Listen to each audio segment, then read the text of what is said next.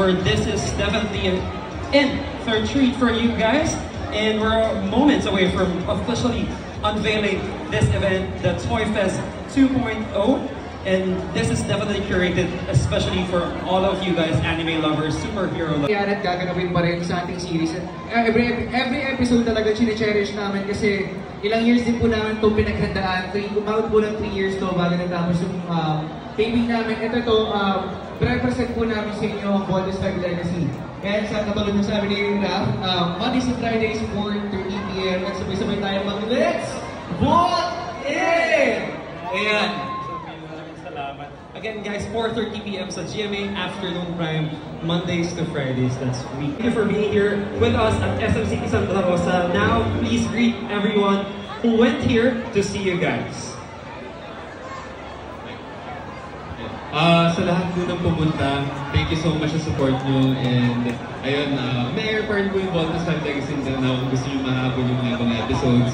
4:30 PM po yan sa GMA. And thank you so much. How about you, Rap?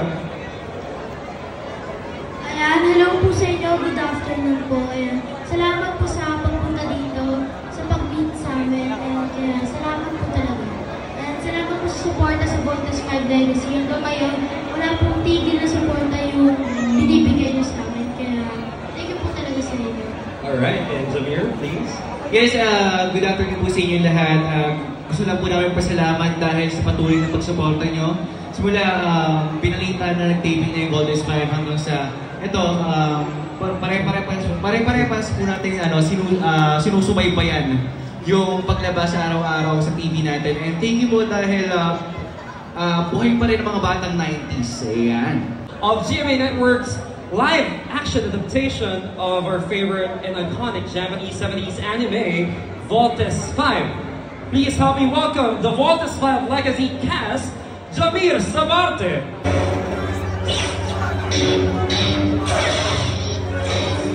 Open the black door, open the black door.